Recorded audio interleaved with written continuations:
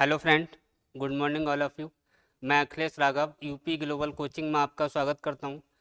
YouTube channel के माध्यम से जो हमारी क्लासें चल रही थी उनमें हमने पॉलिटी में हम जो पढ़ रहे थे वो राष्ट्रपति की शक्तियां पढ़ रहे थे। और राष्ट्रपति की शक्तियों में आज जिस टॉपिक पे हम बात करेंगे, आपातकाल, नेशनल इमरजेंसी। अब देखो, आपातकाल के संबंध में आपने दो तीन बातें सुनी होंगी। एक होता है राष्ट्रीय आपातकाल, एक आपने सुना होगा प्रेसिडेंट रूल, राष्ट्रपति शासन, तीसरा आपने सुना होगा वित्तीय आपातकाल। इन तीनों में अंतर क्या है, पहले हम इस अंतर को समझते हैं। अगर मैं आपातकाल की बात करूं और इस आपातकाल में अगर हम देखें, एक तो होता है नेशनल इमरजेंसी, राष्ट्रीय आपातकाल, राष्ट्रीय आपातकाल, राष्ट्रीय आपातकाल। इनमें थोड़ा सा अंतर है, वो अंतर क्लियर करना चाह रहा हूं। दूसरा है राष्ट्रपति शासन, राष्ट्रपति शासन। तीसरा क्या है, वित्तीय आपातकाल। तीसरा क्या है, वित्तीय आपातकाल, वित्तीय आपातकाल। अब देखो, कभी कभी तो यहाँ से डायरेक्ट क्वेश्चन ये पूछ लिया जाता है किस आर्टिकल में है। अब देखो, राष्ट्रीय आपातकाल अलग चीज है, राष्ट्रपति शासन अलग चीज है।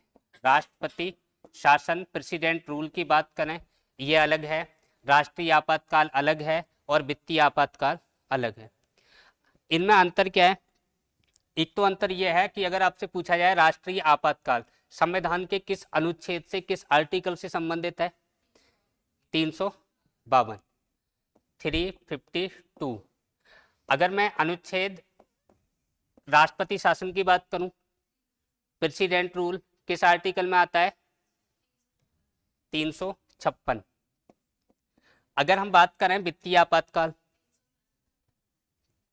360, 360। अब देखो, और अच्छे क्वेश्चन क्या बन सकते हैं, जो आप जहां गड़बड़ करोगे वो बातें आप ध्यान से सुनना। पहली बात तो राष्ट्रपति शासन अलग चीज है, दूसरी बात राष्ट्रीय आपातकाल अलग चीज है। आज जिस टॉपिक पे हम बात करेंगे वो टॉपिक अपना कौन सा है, राष्ट्रीय आपातकाल। पहले इनके अंतर को समझ लेते हैं। अगर मैं अनुच्छेद 352 के तहत जो देश में लगेगा वो क्या होगा, नेशनल इमरजेंसी होगी, राष्ट्रीय आपातकाल होगा।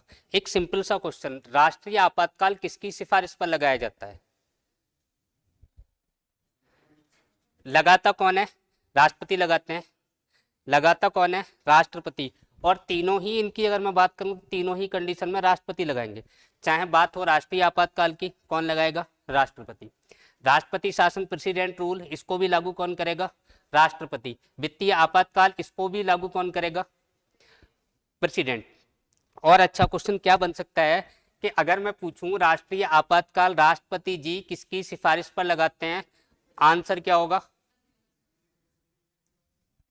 किसकी सिफारिश पर? मंत्रिमंडल, मंत्री परिषद नहीं होगा, बस इतना ध्यान रखना।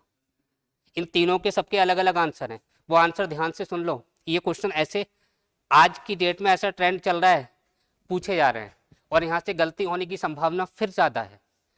अगर मैं कहूँ राष्ट्रीय आपातकाल अनुच्छेद 352 के तहत ये कौन लगाएंगे, तो पहली बात तो ये तीनों ही कौन लगाते हैं?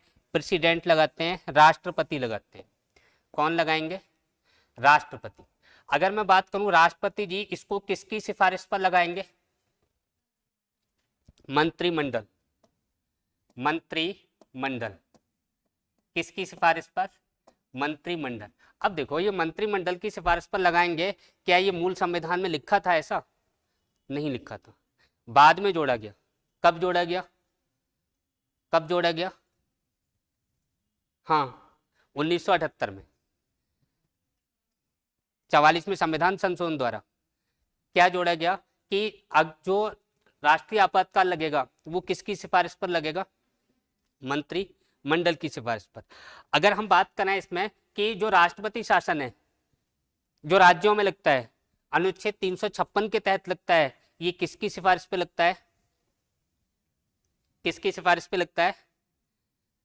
हम आंसर दे सकते हैं राज्यपाल की सिफारिश पर, लेकिन जरूरी नहीं है कि केवल राज्यपाल की सिफारिश पर लगे। जो भारत सरकार की, केंद्र सरकार की जो बहुत सारी संस्थाएं राज्यों में काम करती हैं, जो राज्य विभाग होता है, वो राज्य विभाग के पास जो राज्यपाल है वो रिपोर्ट देता है, और भी संस्थाएं काम करती हैं। अगर जो राज्यपाल है वो अगर सूचना नहीं भी देता है और राष्ट्रपति को ये कहीं से पता लग जाए कि यहाँ पे जो शासन है वो संविधान के अनुसार नहीं चल रहा है, ऐसी स्थिति में राष्ट्रपति अपनी इच्छा से, और अपनी इच्छा का मतलब मंत्रिपरिषद की इच्छा से, मंत्रिपरिषद और मंत्रिमंडल दोनों में डिफरेंस समझ लेना। डिफरेंस क्या है? मंत्रिपरिषद का उल्लेख संविधान के अनुच्छेद 74 में है और मंत्रिमंडल का उल्लेख संविधान के अनुच्छेद 352 में है। इसको बाद में जोड़ा गया, ये यहाँ जुड़ा हुआ नहीं था। 44 में संविधान संशोधन द्वारा कब जोड़ा गया? 1978 में मोरारजी देसाई की सरकार में जोड़ा गया। ठीक है, हाँ, हम जो बात कर रहे थे, यहाँ हम आंसर दे सकते हैं जो 356 के तहत राष्ट्रपति शासन जो लगेगा, राष्ट्रपति लगाएंगे राज्यपाल की सिफारिश पर, हम कह सकते हैं मोस्टली राज्यपाल की सिफारिश होता है। अन्य तरीके भी हैं जिनके आधार पर लग सकता है। अगर मैं बात करूं कि जो वित्तीय आपातकाल है, फाइनेंशियल इमरजेंसी है, ये 360 के अनुसार लगेगी किसकी सिफारिश पर? किसकी सिफारिश पे बताओगे? मंत्रिपरिषद की सिफारिश पर, मंत्री परिषद की सिफारिश पर। और यहां इसको हम कह सकते हैं राज्यपाल की सिफारिश पर, राज्यपाल, गवर्नर, राज्यपाल की सिफारिश पर। पहली बात तो तीनों पॉइंट ये ध्यान रखने हैं। बात क्लियर हो गई? अब देखो, अगर हमने जो राष्ट्रीय आपातकाल लगाया, इसके लिए कंडीशन क्या होती है, किस आधार पर लग सकता है? नेशनल इमरजेंसी की कितने बेसिस हैं जिनके आधार पर लगती है? 3 आधार हैं। कौन कौन से आधार हैं? हाँ, पहला आधार बाह्य आक्रमण, दूसरा आधार भारत किसी युद्ध में शामिल हो जाए, तीसरा आधार सशस्त्र विद्रोह हो जाए। पहले यहाँ क्या लिखा था? आंतरिक अशांति लिखा था। अब ये जो 3 आधार हैं, इनका वास्तविक रूप में होना भी जरूरी नहीं है। केवल संभावना मात्र पर, संदेह मात्र पर, आशंका मात्र पर, केवल ये 3 आधार मैं बता रहा हूं, उनमें से किसी एक आधार पर भी लग सकता है। तीनों आधार का, तीनों स्थितियों का एक साथ होना जरूरी बिल्कुल नहीं है। बात समझ में आई? पहली बात तो आपको ये ध्यान रखना है किस आर्टिकल से संबंधित है। दूसरी बात, ये जो लागू करेंगे इनको राष्ट्रपति करेंगे, और कहाँ किसकी सिफारिश चलेगी? तो जो राष्ट्रपति शासन लगाना है उसमें गवर्नर, जो वित्तीय आपात लगाना है मंत्रिपरिषद, राष्ट्रीय नेशनल इमरजेंसी लगानी है मंत्रिमंडल, और मंत्रिमंडल की भी लिखित सिफारिश चाहिए। मंत्रिमंडल की लिखित में सिफारिश चाहिए, तो मंत्रिमंडल की लिखित सिफारिश पे लग सकता है। अब ये सुन लीजिए, एक बात और बता दे रहा हूँ, फिर अभी पढ़ाना शुरू करूंगा। ये जो मैं बात कर रहा हूँ, अनुच्छेद 352, 356 और 360, ये किस किस कंडीशन में लगेंगे? इसकी कंडीशन क्या है? अगर भारत की वित्तीय साख को खतरा हो। एक ही कंडीशन है, वित्तीय साख को खतरा हो। अनुच्छेद 356 ये कब लगेगा? इसके लिए कंडीशन क्या है? किसी भी राज्य में संवैधानिक तंत्र की विफलता पर, यानी संविधान के अनुसार शासन नहीं चलता हो, तब कौन सा लगेगा? ये कब लगेगा भाई साहब? इसके लिए भी मैंने 3 कंडीशन बताई थी जो आज की डेट में है। कौन सा? बाह्य आक्रमण हो जाए, भारत किसी युद्ध में शामिल हो जाए, और थर्ड कंडीशन क्या है कि भारत के किसी भी हिस्से में सशस्त्र विद्रोह हो जाए। ये 3 कंडीशन है। हालांकि सशस्त्र विद्रोह की जगह पहले जो शब्द लिखा था वो शब्द क्या था? आंतरिक अशांति। इसको हटा दिया गया और इसके स्थान पर आज जो लिखा है वो क्या लिखा है? सशस्त्र विद्रोह। और सुनते हैं, अगर राष्ट्रीय आपातकाल लगता है, राष्ट्रीय आपातकाल लगता है तो मौलिक अधिकारों पर प्रभाव पड़ता है। इसमें सिर्फ 2 को छोड़कर, कौन सा? हाँ, 20 और 21 को छोड़कर, बाकी राष्ट्रपति चाहे तो सस्पेंड कर सकता है 1/1। ये समाप्त नहीं होते हैं, पहली बात ये ध्यान रखना। किसी भी इमरजेंसी में, चाहे वो राष्ट्रीय आपातकाल हो, चाहे राष्ट्रपति शासन हो, चाहे वित्तीय आपातकाल हो, किसी भी स्थिति में ये समाप्त नहीं होते हैं। केवल राष्ट्रीय आपातकाल अगर नेशनल इमरजेंसी लगी हुई है तो अनुच्छेद 20 और 21 को छोड़कर राष्ट्रपति इनको सस्पेंड कर सकते हैं, निलंबित कर सकते हैं। बात क्लियर हो गई? बताओ। अब इनकी जो कंडीशन है ना, उनको एक एक करके हम पढ़ लेते हैं। देखो, हेडिंग डाल लो, राष्ट्रीय आपातकाल। राष्ट्रीय आपातकाल। संबंधित आर्टिकल कौन सा है? 352। ठीक, यहाँ ये जो राष्ट्रीय आपातकाल है कौन लगाएगा? तो क्या बताओगे? राष्ट्रपति। किसकी सिफारिश पर? सिफारिश किसकी होगी? हाँ, मंत्रिमंडल की लिखित सिफारिश पर। मंत्रिमंडल की लिखित सिफारिश पर। लिखित सिफारिश पर। ठीक है, ये मंत्रिमंडल लिख के देगी किस कंडीशन में? ये लिखित सिफारिश क्यों देगी? यानी जो राष्ट्रपति शासन हमें लगाना है इसका कारण क्या होगा, आधार क्या होगा, किस आधार पर लगेगा? जो राष्ट्रीय आपातकाल लगेगा वो किस आधार पर लगेगा? तो 3 आधार हैं इसके। 3 आधार कौन कौन से हैं? हाँ, 3 आधार कौन कौन से हैं भाई साहब? अभी जो बताए तो थे। कितने आधार पर लगेगा? 3 आधारों पर। कौन कौन से? बाह्य आक्रमण होने पर। बाह्य आक्रमण, अगर भारत पर कोई देश आक्रमण कर दे, पहला आधार। दूसरा आधार, भारत किसी युद्ध में शामिल हो जाए। भारत किसी युद्ध में शामिल हो जाए। भारत किसी युद्ध में शामिल हो जाए। तीसरी कंडीशन क्या है? हाँ, भारत के किसी भी हिस्से में, भारत के किसी भी हिस्से में, किसी भी हिस्से में सशस्त्र विद्रोह हो जाए। सशस्त्र विद्रोह हो जाए। विद्रोह हो जाए। अरे बात क्लियर हो गई? भारत के किसी भी हिस्से में क्या हो जाए? शस्त्रों के सहित, आर्म्ड रिविलियन, अगर ऐसी स्थिति हो, शस्त्रों के साथ लोग बंदूकें लेके, कट्टा लेके, तमंचा लेके रोडों पे आ जाएं, लग जाएगा। ठीक है, और जब ये लगेगा तो उससे पहले जो सिफारिश यहाँ जो की जाएगी वो किसकी? मंत्रिमंडल लिख के दे कि इस क्षेत्र में विद्रोह हो रहा है। ऐसी स्थिति में राष्ट्रीय आपातकाल हम लगा सकते हैं। ठीक, अब दूसरी बात, पहला तो समझ में आ रहा है। मान लो चीन भारत पर आक्रमण कर दे, पाकिस्तान भारत पे आक्रमण कर दे, तब लग जाएगा। और लग कैसे जाएगा? मंत्रिमंडल जो है वो लिख के दे देगा कि अटैक हो चुका है, इसको लगाया जाए। दूसरी बात, भारत द्वारा किसी युद्ध में शामिल होने का मतलब क्या है? भारत किसी पर आक्रमण कर दे, क्योंकि ऐसी शब्दावली हमने अपने संविधान में ली नहीं है जिससे किसी के सम्मान को ठेस पहुंचता हो कि भारत भी एक ऐसा देश है जो आक्रमण कर सकता है। तो ऐसी शब्दावली हमने नहीं ली है। मतलब इसका यही है कि भारत का युद्ध में शामिल होने का मतलब यह है भारत किसी भी देश पर अटैक कर दे, उस स्थिति में भी राष्ट्रीय आपातकाल लगाया जा सकता है। अब मान लो ये राष्ट्रीय आपातकाल लगा, ठीक, मैंने क्या कहा? ये तीनों ही स्थितियां वास्तविक रूप में हो या ना हो, इनसे कोई फर्क नहीं पड़ता। अगर इनकी आशंका है तब भी राष्ट्रीय आपातकाल लग सकता है, संभावना के मात्र पर, आशंका के मात्र पर। और तीसरी बात, इन तीनों ही कंडीशन का एक साथ होना जरूरी भी नहीं है। हो सकता है इस आधार पे लग जाए, हो सकता है इस आधार पे लग जाए, हो सकता है इस आधार पे लग जाए। किसी एक आधार का वास्तविक रूप में होना या ना होना, संभावना होने पर भी जो नेशनल इमरजेंसी है वो लग सकती है। मान लो राष्ट्रीय आपातकाल लग गया,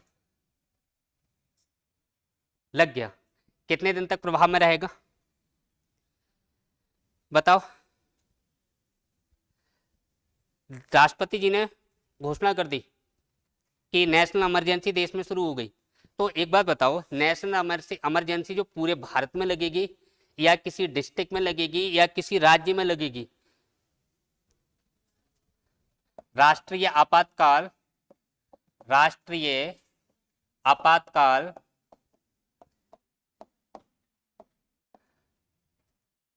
पूरे भारत, पूरे भारत या भारत के किसी हिस्से में लग सकता है, हिस्से में लग सकता है। अब कैसे लग सकता है भाई साहब? बात यह है कि अगर भारत ने किसी देश पर जो बाह्य युद्ध में भारत शामिल हो गया या भारत पर किसी ने आक्रमण कर दिया, पूरे देश में लगा सकते हैं। ठीक, अब जहां सशस्त्र विद्रोह हो रहा है, मान लो इस्लाम नगर में हो रहा है, बदायूं में हो रहा है, तो जहां जहां हो रहा है वहां लगेगी। पूरे भारत को बंद रखने की जरूरत क्या है? पूरे भारत में लगाने की जरूरत क्या है? जहां ये विद्रोह हो रहा है, जिस क्षेत्र में हो रहा है वहां लगाओ। अगर पूरे भारत में हो रहा है, पूरे भारत में लगाओ। तो ये पूरे भारत में लग सकता है या भारत के किसी भी हिस्से में लग सकता है। पूरे भारत में लगना जरूरी नहीं है, पूरे भारत में लग सकता है और किसी एक पार्टिकुलर क्षेत्र में, उसमें भी नेशनल इमरजेंसी लग सकती है। दूसरी बात, जैसे ये लग गई तो राष्ट्रपति जी ने जब उद्घोषणा की, राष्ट्रपति जी ने इसकी घोषणा कर दी। मान लो अब ये घोषणा की तो घोषणा के कितने दिन तक ये प्रभाव में रहेगा? 1 मंथ। कितना? 1 माह तक प्रभाव में रहेगी, 1 माह तक प्रभाव में रहेगी। अगर इसको आगे बढ़ाना पड़े, 1 माह से ज्यादा करना है, तब ऐसी स्थिति में हाँ 1 माह से आगे बढ़ाने के लिए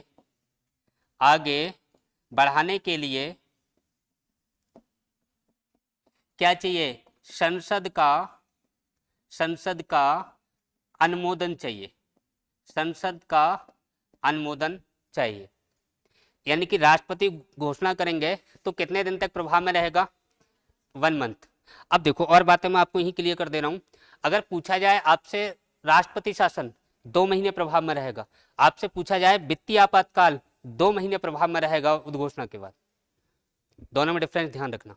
केवल नेशनल इमरजेंसी का प्रभाव 1 मंथ है, जबकि मैं राष्ट्रपति शासन और वित्तीय आपातकाल की बात करूं तो कितना है? 2 महीने प्रभाव में रहता है। केवल जो अनुच्छेद 352 है इसके अनुसार ये कितने दिन? 1 मंथ। 356 या 360 के अनुसार इसका प्रभाव कितने दिन रहेगा? 2 महीने रहेगा। बात क्लियर हो गई? दूसरी बात, जैसे ही संसद इसका अनुमोदन करे, संसद ने अनुमोदन किया, अनुमोदन अगर किया, तब ये कितने समय तक रहेगी? 6 मंथ। कब तक रहेगी? 6 महीने। और 6 महीने ये रहेगी। अब ये बताओ कि इसका टाइम कितना होगा, ये कब तक हम ऐसा कर सकते हैं? तो क्या बताना है कि इस तरीके से इसको अनंत समय तक, अनंत काल तक ऐसा हो सकता है। बात समझ में आई? ये नहीं है कि 1 वर्ष, 2 वर्ष, 3 वर्ष, ऐसा यहाँ पे नहीं है। वो 356 में है कि अधिकतम 3 वर्ष या अधिकतम 1 माह, वो राष्ट्रपति शासन के लिए है। इसके लिए अनंत काल तक हम ऐसा करके, अनंत काल तक जो नेशनल इमरजेंसी है इसको हम जारी रख सकते हैं। इसका कोई टाइम फिक्स नहीं है। बस इतना ध्यान रखना है, राष्ट्रपति जैसे ही इसे अनुमोदित करें 1 मंथ, जैसे ही संसद अनुमोदन कर दे 6 महीना, और आगे इसको बढ़ाना पड़े तो कोई दिक्कत नहीं है, 6 महीने के अंदर संसद फिर से अनुमोदन कर दे। बात क्लियर हो रही है? बार बार संसद अनुमोदित करती रहे, इसका टाइम बढ़ता रहेगा। और ऐसा हम कब तक कर सकते हैं? अनंत काल तक ऐसा हम कर सकते हैं। कितनी बातें क्लियर हो गई? अरे बताओ, कोई समस्या थोड़ी है। अब देखो और क्या क्वेश्चन यहां से बनते हैं। एक बात बताओ, संसद अनुमोदन करे, अब संसद में तो लोकसभा और राज्यसभा होते हैं। मान लो संसद ने अनुमोदन आज कर दिया, ठीक, अब 6 महीने तक प्रभाव रहेगा। 6 महीने के बीच में लोकसभा भंग हो गई, लोकसभा है ही नहीं, तो अगर आगे बढ़ाने की जरूरत पड़ी तो लोकसभा तो है नहीं, तो क्या लोकसभा राज्यसभा दोनों ऐसी स्थिति में इसको पारित करेंगे, अनुमोदन करेंगे कि और बढ़ाना चाहिए? अगर लोकसभा नहीं भी है तो कोई दिक्कत नहीं है, राज्यसभा केवल अकेला ये काम कर सकती है। अगर लोकसभा फंक्शन में नहीं है, कार्यरत नहीं है, भंग हो जाती है, चुनाव आ जाते हैं और कोई दिक्कत होती है, तो ये काम अकेली केवल राज्यसभा ही कर सकती है, लोकसभा की आवश्यकता नहीं है। लेकिन जब लोकसभा गठित होकर आए, लोकसभा सरकार अगर बन जाए, तो उसके 1 महीने के अंदर लोकसभा को भी अनुमोदन कर देना चाहिए। बात क्लियर हो गई? यानी कि लोकसभा नहीं है तो कोई बात नहीं, राज्यसभा के लिए काम करेगी, लेकिन लोकसभा जैसे ही आए उसके 1 महीने के अंदर जो अनुमोदन है वो लोकसभा को कर देना चाहिए। नहीं, अगर ऐसा नहीं किया तो ये राष्ट्रपति शासन है वो स्वतः समाप्त हो जाएगा। अरे बात क्लियर हो गई कि 6 महीने तक तो रहता है, लेकिन जब ऐसी स्थिति में जहां लोकसभा हो ही ना, केवल राज्यसभा हो, तो राज्यसभा अनुमोदन करेगी, 6 महीने तक रहेगा, फिर भी रहेगा। लेकिन 6 महीने के अंदर अगर लोकसभा आ जाती है तो 1 महीने के अंदर या 30 दिन के अंदर अगर लोकसभा ने इस पे मोहर नहीं लगाई, इसका अनुमोदन नहीं किया, तो ये 6 महीने तक नहीं रहने वाला। ये भी ध्यान रखना। दूसरी बात, अगर हम देखें अब तक कितनी बार राष्ट्रीय आपातकाल लगा है, राष्ट्रीय आपातकाल लगा है। कितनी बार बता दोगे भैया? 3 बार। कितनी बार लगा है? 3 बार लगा है। कब लगा है बताओ?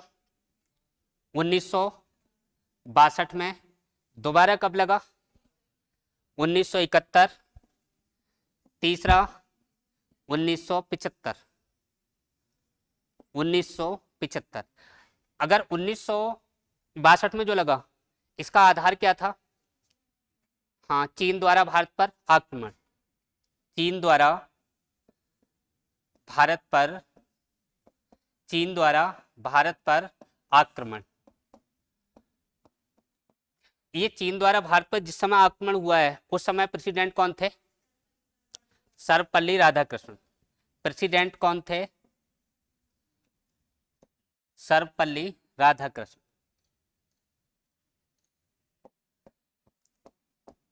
सर्वपल्ली राधाकृष्णन।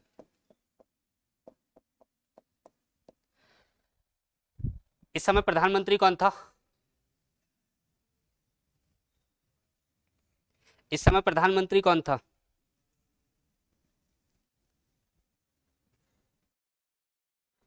बताओ। दूसरा कब लगा है? 1971। आधार क्या है इसका? पाकिस्तान द्वारा भारत पर आक्रमण। पाकिस्तान द्वारा भारत पर आक्रमण। इस समय प्रेसिडेंट कौन है? बीवी गिरी। तीसरा 1975। किस आधार पर लगा? आंतरिक अशांति के आधार पर। आंतरिक अशांति के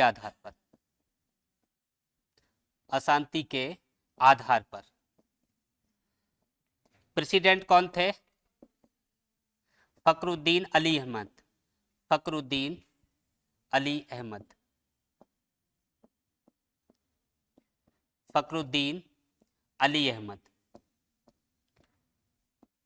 अब देखो भाई, बात ये थी कि ये जो आधार यहाँ पे दे रखा है, ये आधार आज की डेट में क्या संविधान में है?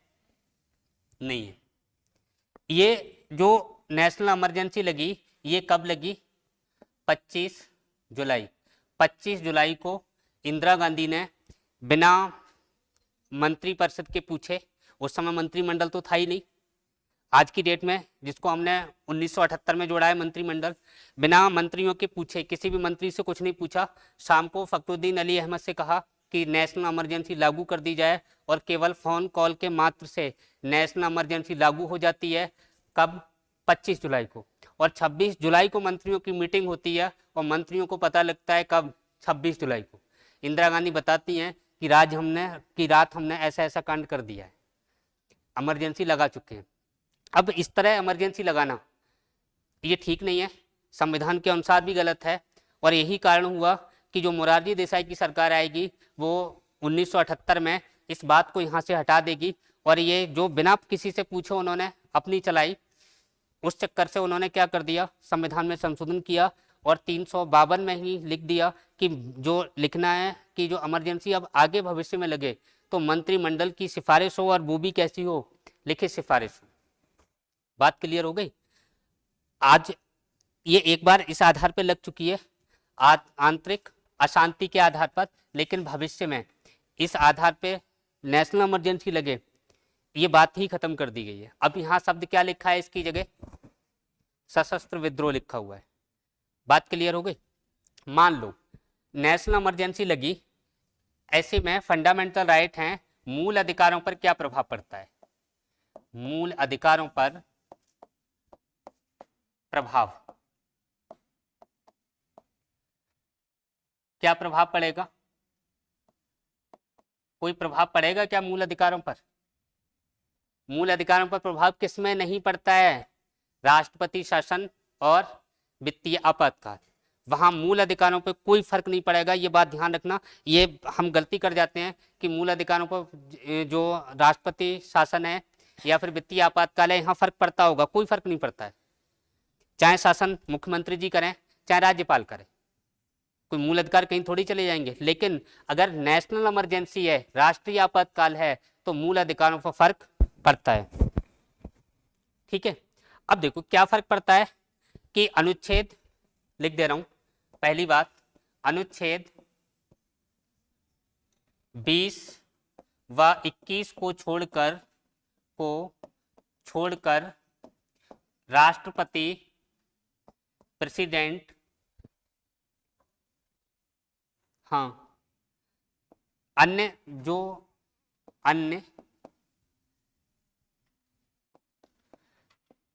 मूल अधिकार हैं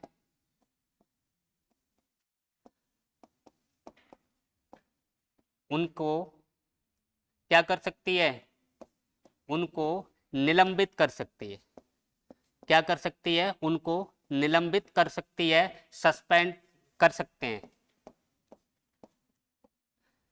ठीक है, आज की डेट में अगर द्रौपदी मुर्मू की बात करें तो वो निलंबित कर सकती हैं, और अगर कोई मेल है तो वो निलंबित कर सकता है। अब देखो, यानी कि इनको सस्पेंड नहीं कर सकते। और ये बात कहाँ लिखी है, ये भी तो बता दो, ये बात कहाँ लिखी है, अनुच्छेद 359 में लिखी है। ये बात कहाँ लिखी है, अनुच्छेद 359 में लिखी है। बात क्लियर हो गई। दूसरी बात और सुनो, सेकंड पॉइंट क्या है, सेकंड पॉइंट यह है कि जैसे ही नेशनल इमरजेंसी लगेगी, अनुच्छेद 19 स्वतः समाप्त हो जाएगा। राष्ट्रीय आपातकाल में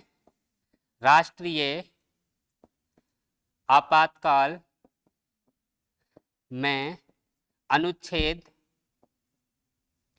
19 स्वतः निलंबित लिखना, स्वतः निलंबित हो जाएगा। यानी कि अनुच्छेद 19 को राष्ट्रपति को सस्पेंड करने की जरूरत नहीं है, स्वतः हो जाएगा। बात समझ में आई। बाकी जो 20 और 21 हैं, इनको राष्ट्रपति सस्पेंड नहीं कर सकता चाह कर भी, लेकिन इनको छोड़कर बाकी जो बचे उनको वन बाई वन रूल बनाएगा, नियम बनाएगा और उनको निलंबित करता जाएगा। बात क्लियर हो गई। लेकिन फिर सुनो, अब ये जो मैंने यहाँ पे लिखा, अनुच्छेद 19 स्वतः निलंबित हो जाएगा, कब, नेशनल इमरजेंसी के लगते ही। लेकिन अगर ये नेशनल इमरजेंसी सशस्त्र विद्रोह के आधार पर लगी हो तो स्वतः समाप्त नहीं होगा, ये भी ध्यान रखना। यदि नेशनल इमरजेंसी, राष्ट्रीय आपातकाल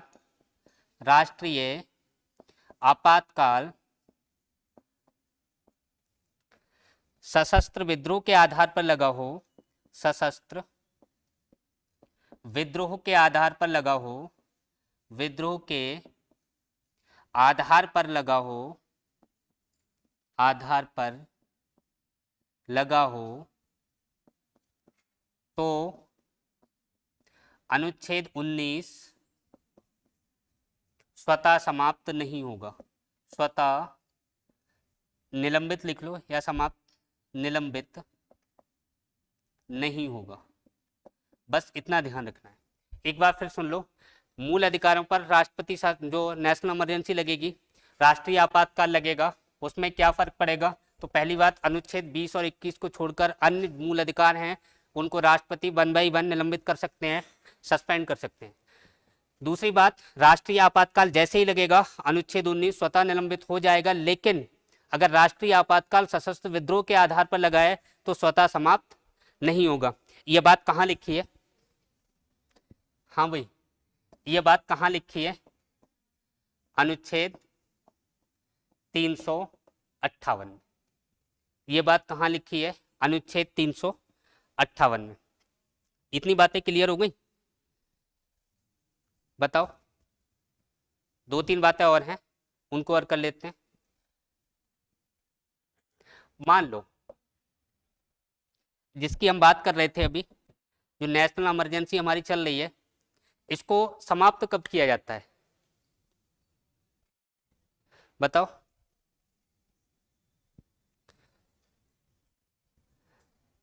पहली बात, प्रेसिडेंट कभी भी उद्घोषणा करके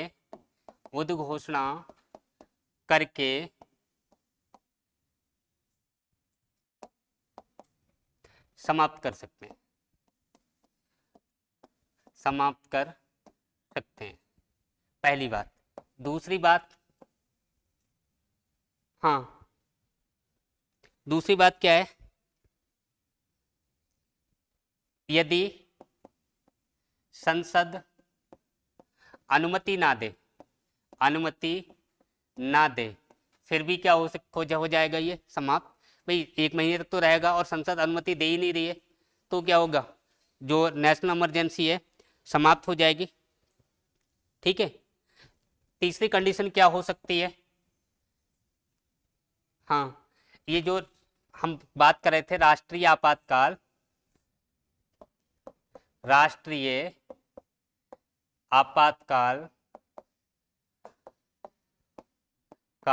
समाप्त कब होगा, इसके पॉइंट है ये।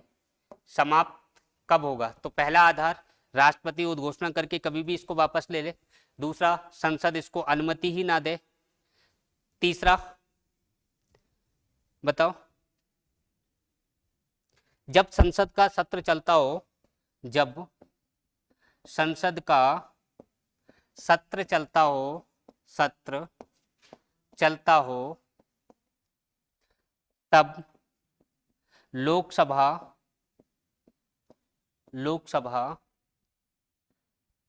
1/10 बहुमत से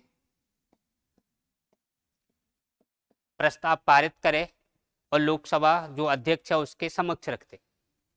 ठीक है, यानी कि जो प्रस्ताव है वो साधारण बहुमत से, यानी कि वापस लेने के लिए क्या चाहिए? साधारण बहुमत। वापस लेने के लिए क्या चाहिए? वापस लेने के लिए कौन सा बहुमत चाहिए? साधारण बहुमत। अगर इसे आगे बढ़ाना है तो इसके लिए क्या चाहिए? आगे बढ़ाने के लिए क्या चाहिए भाई साहब? देखो, वापस लेना है तो साधारण बहुमत से 1/10 से वापस ली जा सकती है। ठीक है। अगर ये नेशनल इमरजेंसी है, इसको हम आगे बढ़ाएं तो आगे बढ़ाने के लिए संसद के कुल सदस्य संख्या तथा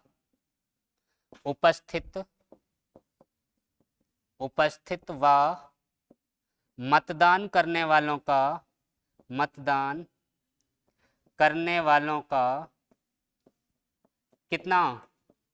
2/3 बहुमत। मतदान करने वालों का 2/3 बहुमत। देखो, वापस लेना है तो 1/10 साधारण बहुमत से ले सकते हैं, और अगर आगे बढ़ाना है तो संसद की कुल सदस्य संख्या उपस्थित व मतदान करने वालों का 2/3 बहुमत, इसके द्वारा इसको हम आगे बढ़ा सकते हैं। इतनी बातें क्लियर हो गई? आगे बढ़ाना है तो क्या करना है? राष्ट्रपति चाहे तो खुद ले सकते हैं। अरे बातें क्लियर हो रही है ना? और क्या हो सकता है? ये जो स्थिति है ना, ये 2/3 बहुमत वाली या 1/10 से वापस लेने वाली, ये कब है? जब संसद का सत्र ना चलता हो, जब संसद का सत्र चलता हो।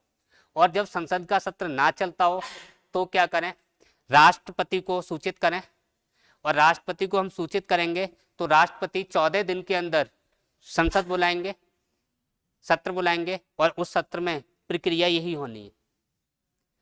बात क्लियर हो गई। एक लास्ट पॉइंट और बचा है, एक अनुच्छेद देखना है, कौन सा, 250। इस अनुच्छेद 250 में क्या लिखा है भाई साहब,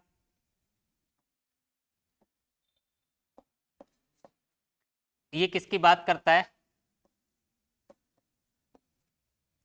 हाँ देखो, जब भी नेशनल इमरजेंसी लगी होगी तो राज्य सूची पर कानून बनाने का अधिकार सिर्फ और सिर्फ संसद का होगा।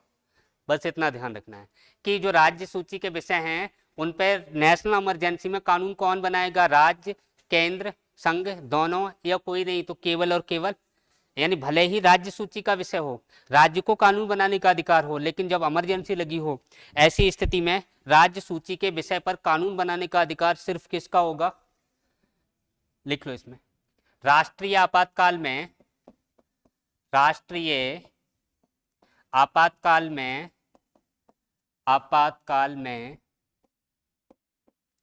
राज्य सूची के